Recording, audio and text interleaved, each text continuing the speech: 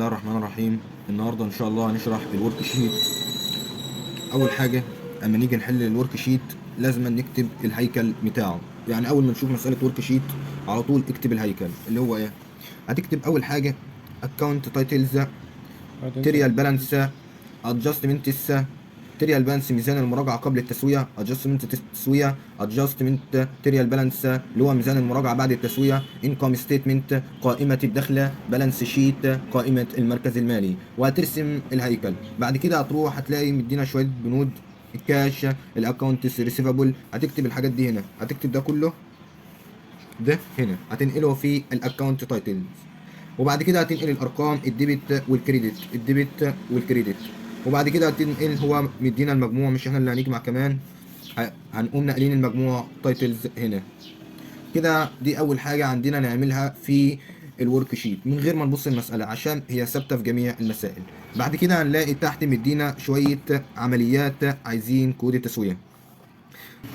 اول حاجه بيقول لنا السبلايز اون هاند توتال 380. يعني بيقول لنا قيمه المعدات في اخر المده بتاعتنا 380. يعني بيقول لك بعد التسويه السبلايز اللي هي المعدات ب 380. طب كود التسويه هنعملها ازاي؟ هو كان مدينا السبلايز فوق كام؟ ب 1050، وهو في الاخر المده كان معانا ب 380. يعني هو استهلك منها كام؟ استهلك منها 1050 ناقص 380 اللي هي كام؟ اللي هي 700، اللي هي 600 وكام؟ 670. يبقى نروح نقول من حساب السبلاي اكسبنسز لحساب السبلاي، من حساب السبلاي ديت كود التسويه. وهو الدكتور قال لنا عايز كود التسويه، فهنقول الديبت الكريدت والديت، وهتكون من حساب السبلايز اكسبنسز للحساب السبلايز بكام؟ سبلايز اكسبنسز ديت مصروف، والمصروف بيكون مدين، يعني بنكتبها في الديبت ب 380. وحساب السبلاي مدين عشان اسيتس، والسبلاي قل يبقى هنكتبها في الكريدت بكام؟ ب 380. ده اول قيد، مش ب 380، ب 600 وكام و70. ينفع مثال. يبقى اول حاجه في التسويه من حساب السبلاي اكسبنس الى حساب السبلاي يوم كام؟ يوم 31. يبقى قلنا ان السبلاي اكسبنس بكام؟ ب 670. والسبلاي اكسبنس مصروف، والمصروف ديبت، والسبلاي اسيتس واصله ديبت وقال يبقى كريدت بكام؟ ب 670. دي اول قيد في التسويه. تاني قيد في التسويه، تاني قيد عندنا بيقول لنا depreciation is 1000 بير كوارتر. depreciation دي يعني إهلاك، بيستهلك إهلاك. إهلاك لإيه؟ الإهلاك دي بتكون للإكيوبمنت، للمعدات بكام؟ إهلاك ب1000 جنيه بير كوارتر، ربع سنويا. يبقى هو بيستهلك 1000 جنيه ربع سنويا. يبقى من حساب إيه؟ بقى بنقول من حساب depreciation expense بكام؟ ب1000 جنيه إلى حساب accumulate depreciation equipment بكام؟ ب1000. هنشوف بقى القيد هناك، ده قيد التسوية. يبقى هو بيقول لنا depreciation إهلاك بيستهلك 1000 جنيه بير كوارتر، يعني بيستهلك 1000 جنيه من المعدات. بيبقى القيد ثابت، بيبقى من حساب كده، من حساب ايه؟ هنقول من حساب depreciation اكسبنس اللي هو مصروف الإهلاك بكام؟ ب1000 جنيه إلى حساب إيه؟ accumulated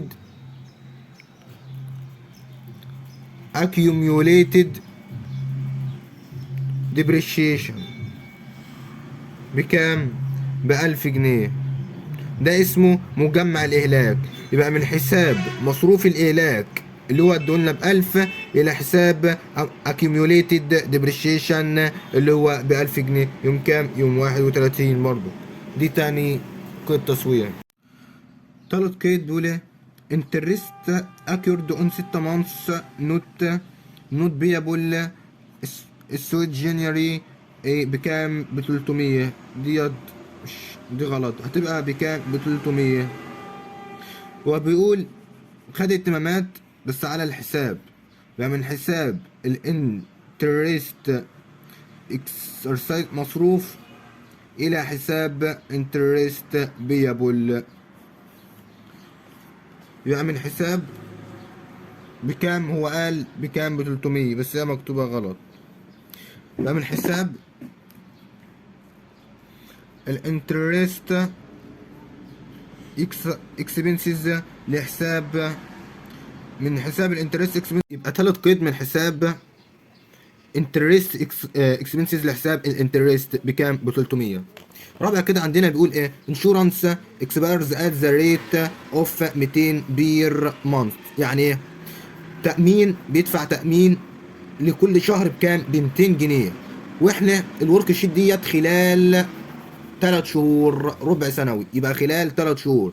يبقى عايزين نعرف الانترست الانشورنس اكسبنسز ده بكام؟ هنقول 2200 في 3 عشان خلال 3 شهور. هو كل شهر بير يعني شهر، كل شهر بير منط، كل شهر بيدفع 200 جنيه، فخلال الثلاث شهور هنقول 3 في 200 بيساوي كام؟ 600. يبقى الحساب انشورنس اكسبنس، انشورنس اكسبنس من حساب انشورنس اكسبنس اللي هو بكام؟ ب 600 عشان 3 شهور لحساب بريبيد، بريبيد انشورنس اللي هو تأمين مقدم بكام؟ ب 600.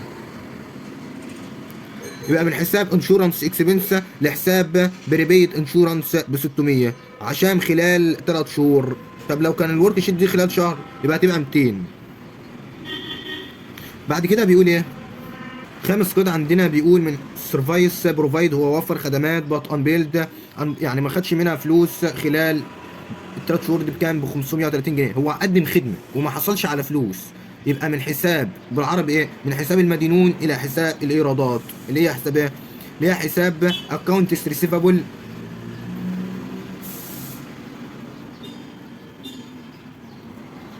بكام؟ ب 530 الى حساب سيرفايس ريفينيوز اللي هو ايراد خدمات بكام؟ ب 530. وكده خلصنا قيود التسوية وايه بقى؟ وهننقلها في الورك شيت. هنروح هنا بقى نشوف ننقل دي قيود التسوية. عندنا هنا ايه؟ سبلاي اكسبنس، هنشوف في هنا سبلاي اكسبنس، مفيش عندنا سبلاي اكسبنس، يبقى نكتبها سبلايز اكسبنس بكام؟ ب 670 في الديبت، يبقى نروح الديبت 670 دي رقم مثلا نسميها ايه. عندنا هنا ايه تاني؟ السبلاي بكام؟ ب 670 في الديبت، السبلاي في سبلاي عندنا اهو ب 670.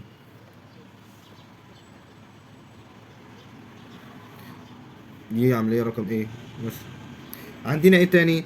عندنا بعد كده ديبريشيشن اكسبنس اللي هو مصروف الاهلاك، في عندنا هنا مصروف الاهلاك، مفيش مصروف الاهلاك يبقى نكتبه هنا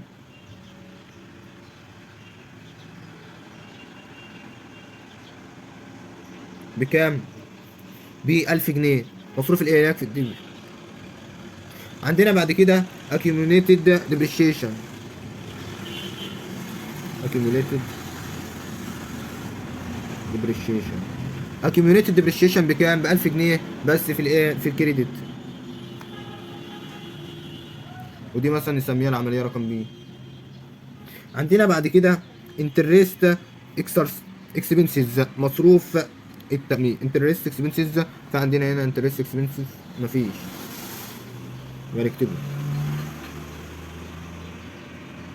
في مثلا نسمي دي سي بكام؟ ب 300. عندنا انترست، نشوف انترست، لا مفيش انترست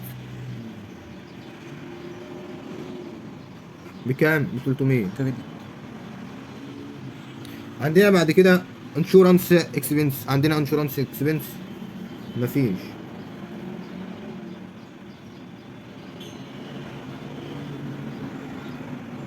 بكام؟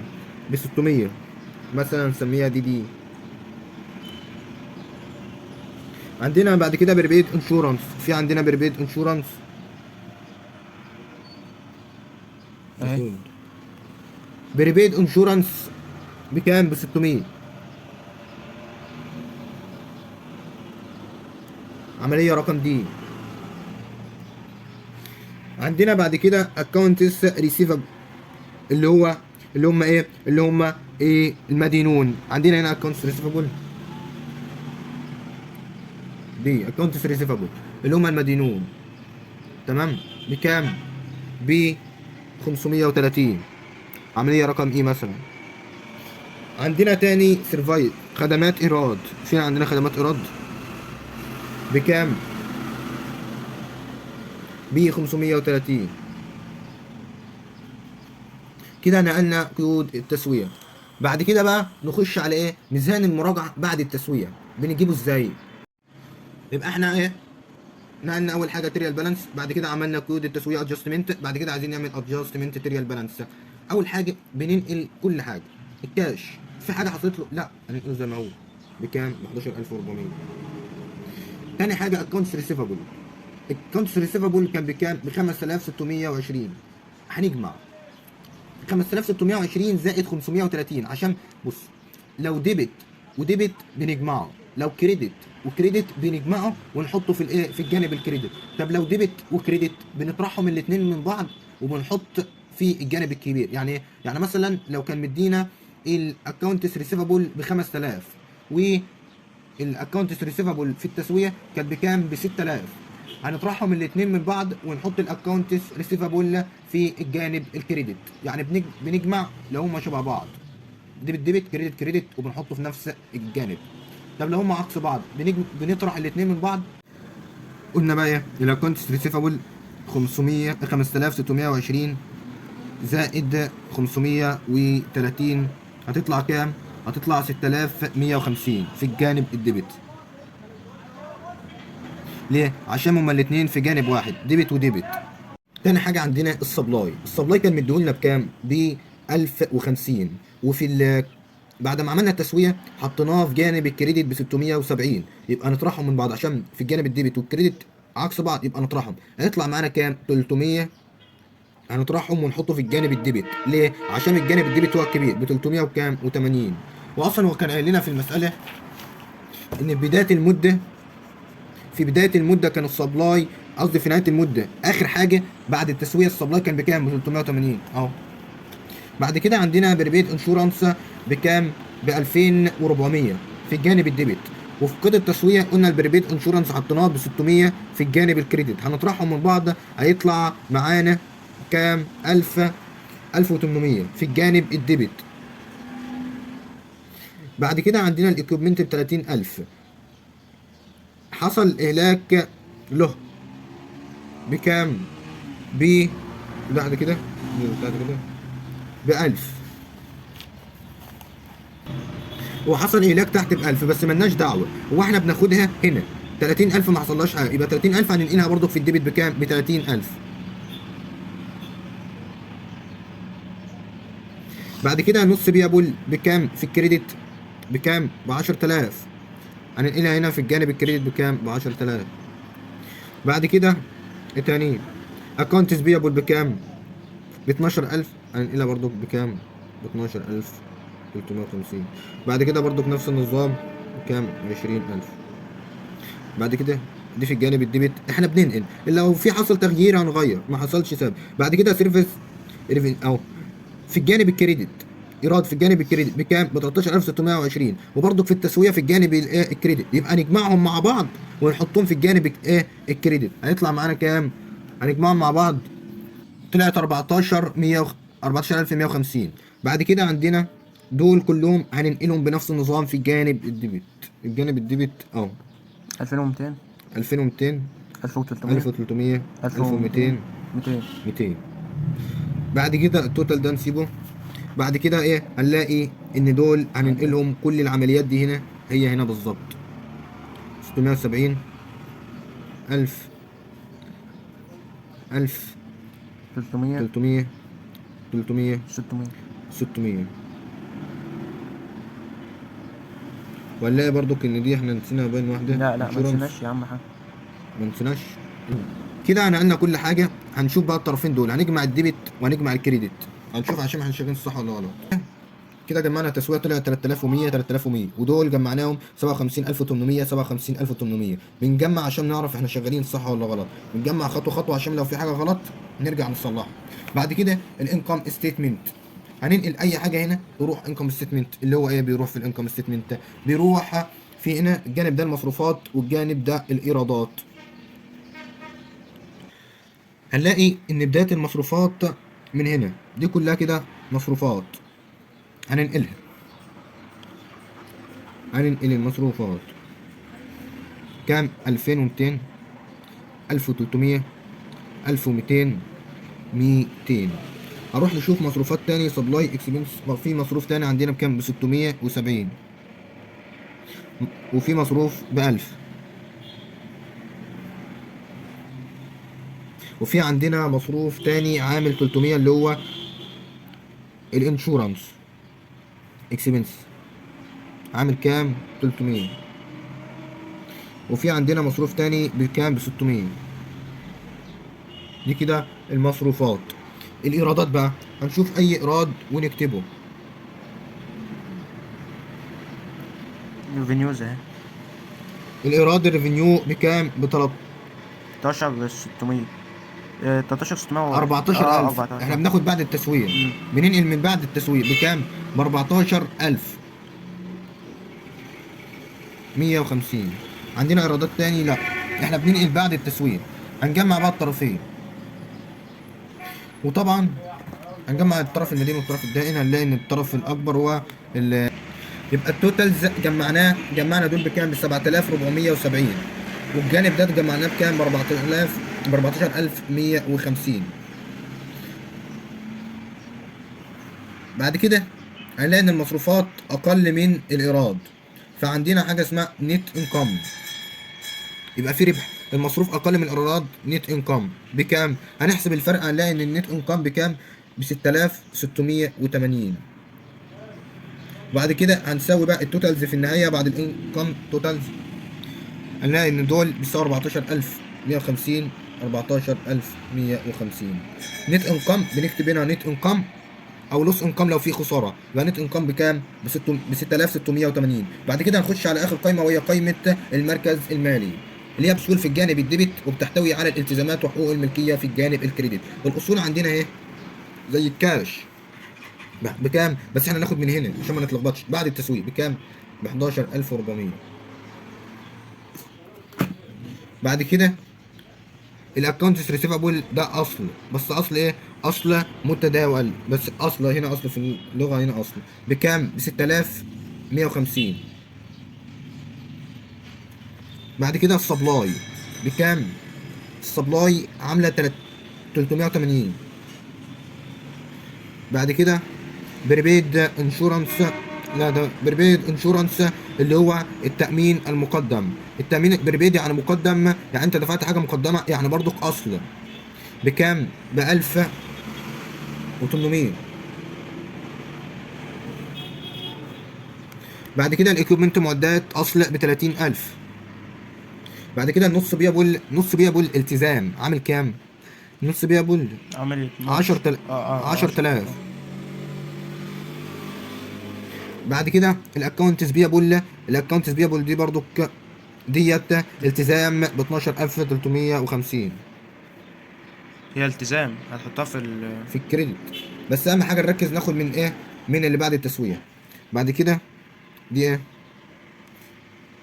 اكونتس بيبل دي ب 20000 ده احنا كده. ودي الكابيتال بتاع مجنون بكام؟ ب 20000. الكابيتال ده اللي هو ايه؟ هو الملكيه، سيبه ده دلوقتي. ودي مسحوبات، سيبه برضو دلوقتي. بعد كده دي كلها ايه؟ سيرفيس دي ايراد ودي خدمات. بعد كده السبلايز كده كله ايه؟ تمام. يبقى احنا حطينا ايه؟ ده كل اللي في الجانب الديبت. فاضل عندنا بس في 600 هنا سبلايز. كان عندنا هنا معدات، فين المعدات؟ تحت.